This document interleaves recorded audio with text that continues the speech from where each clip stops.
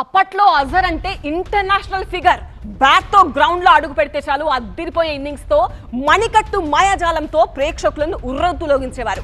Player గానే కాదు, Indian cricket team కు కెప్టెన్ గా కూడా తన మార్కు చూపించిన ఈ వెటరన్ ఎంత ఫేమస్ అయ్యారో అంతే వివాదాస్పదమయ్యారు.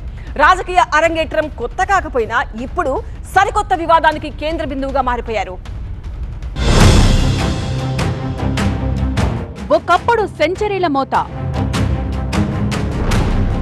ఫిక్సింగ్ ఆరోపణలతో మాయని మచ్చ,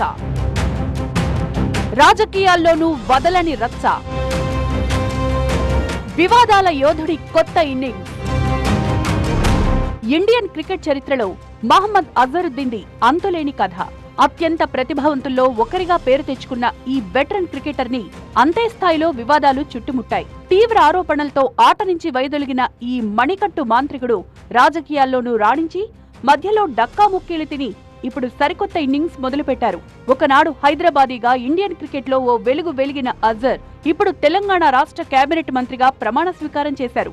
అయితే క్రికెట్ మైదానం నుంచి రాజకీయ అధికార కేంద్రం దాకా ఆయన ప్రయాణం ఎన్నో ఎత్తుపల్లాలను, ఊహించని మలుపులను చూసిందని చెప్పొచ్చు.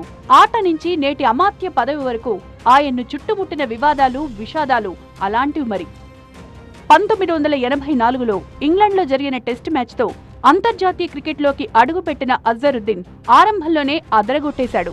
మొదటి నుంచి టెస్టుల్లో వరుస సెంచరీలు సాధించిన ఏకైక ఆటగాడిగా చరిత్ర సృష్టించాడు. తన మణికట్టు మాయాజాలంతో ప్రపంచ క్రికెట్ అభిమానులను మంత్రముగ్ధుల్ని చేసిన అజర్ 90వ దశకంలో భారత జట్టుకు సారథ్యం వహించి అత్యంత విజయవంతమైన కెప్టెన్లలో ఒకరిగా నిలిచారు. వరుసగా 3 వరల్డ్ కప్ల్లో ఇండియాకు సారథ్యం వహించారంటేనే ఆటలో ఆయన స్థాయి ఏంటో అర్థం చేసుకోవచ్చు. ఇండియన్ టీం తరపున 99 టెస్ట్ మ్యాచ్లాడి అపారమైన కీర్తిని సంపాదించుకున్న అజర్ కెరియర్ కు మ్యాచ్ ఫిక్సింగ్ ఆరోపణలు బ్రేకులు వేశాయి. 2000 సంవత్సరంలో కల్లోలం సృష్టించిన ఫిక్సింగ్ వ్యవహారంలో అజర్ దోషిగా తేలడంతో బీసీసీఐ జీవితకాల నిషేధం విధించింది. భారత క్రికెట్ చరిత్రలోనే ఇదో చీకటి అధ్యాయంగా చెప్పొచ్చు. సుదీర్ఘ న్యాయ పోరాటం తర్వాత 2012లో ఆంధ్రప్రదేశ్ హైకోర్టు ఈ నిషేధాన్ని రద్దు చేసినప్పటికీ అప్పటికే జరగాల్సిన నష్టం జరిగిపోయింది. క్రికెటర్గా అజర్ కెరీర్ ముగిసిపోయింది. క్రికెట్ కు దూరమైన అజరుద్దీన్ 2009లో కాంగ్రెస్ ద్వారా రాజకీయాల్లోకి ఎంట్రీ ఇచ్చారు.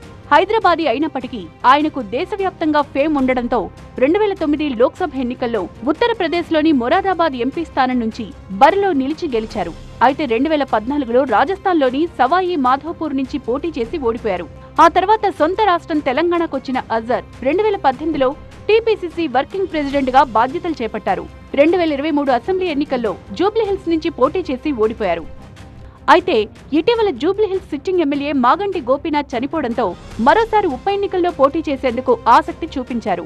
అయితే ఆయన అనూహ్యంగా గవర్నర్ కోటాలో ఎమ్మెల్సీగా నామినేట్ చేసిన కాంగ్రెస్ పార్టీ ఇప్పుడు మంత్రిగానూ అవకాశం ఇచ్చింది. కేబినెట్ లో మైనారిటీ వర్గానికి ప్రాతినిధ్యం కల్పించడం కోసమే ఈ నిర్ణయం తీసుకున్నట్లు కాంగ్రెస్ వర్గాలు చెప్తున్నప్పటికీ ఇది ఓట్ల రాజకీయమంటోంది బీజేపీ. మొదటి నుంచి హిందూ వ్యతిరేక కార్యక్రమాలకు పాల్పడే అజరుద్దీన్ కి మంత్రివర్గంలో అవకాశం ఇచ్చారంటూ దుమ్మెత్తిపోస్తోంది. రేవంత్ రెడ్డి గారు తీసుకున్నటువంటి ప్రతి నిర్ణయం ఈరోజు హిందువులంతా నిశ్చితంగా గమనించడమే కాకుండా రేపు మీకు దిమ్మ తిరిగేటువంటి తీర్పు ఇవ్వబోతున్నారని చెప్పి నేను తెలియజేస్తా ఉన్నాను. ముస్లిం ఓట్ల కోసం హిందువుల మాన ప్రాణాలతో పాటు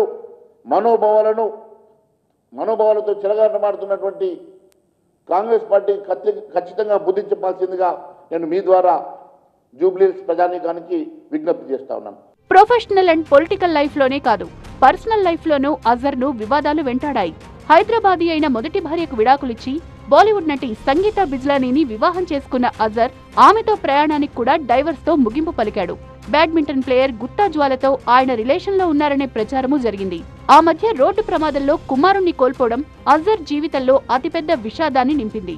ఇక హైదరాబాద్ క్రికెట్ అసోసియేషన్ అధ్యక్షుడిగా గతంలో కీలకంగా వ్యవహరించిన అజరుద్దీన్ అందులోనూ అక్రమాలకు పాల్పడ్డారనే ఆరోపణలొచ్చాయి. దాదాపు 20 కోట్ల నిధులు దుర్వినియోగం చేశారంటూ ఆయనపై ఈడీ కేసు నమోదు చేసింది. ఇప్పుడు ఈ అంశాలన్నీ ఉటంకిస్తూ మంత్రిగా అజర్ నియామకాన్ని తప్పుపడుతోంది బీజేపీ. అయితే అవన్నీ ఆరోపణలే అని, ఇంకా నిరూపణ కాలేదని వాదిస్తోంది కాంగ్రెస్. హైదరాబాదీగా ఇండియన్ టీంకు ప్రాతినిధ్యం వహించి అజర్ దేశ ఖ్యాతిని పెంచాడని కాంగ్రెస్ అంటోంటే, మ్యాచ్ ఫిక్సింగ్ తో దేశానికి చెడ్డ పేరు తెచ్చారని, హెచ్సీఏలో అక్రమాలకు పాల్పడ్డారని బీజేపీ అంటోంది. ఎవరి వాదన ఎలా ఉన్నా అజర్ ఇప్పుడు మినిస్టర్ అయిపోయారు. మరి ఈ వ్యవహారం ఇంతటితో సద్దుమణుగుతుందా లేదా అన్నదే ఆసక్తి రేపుతోంది.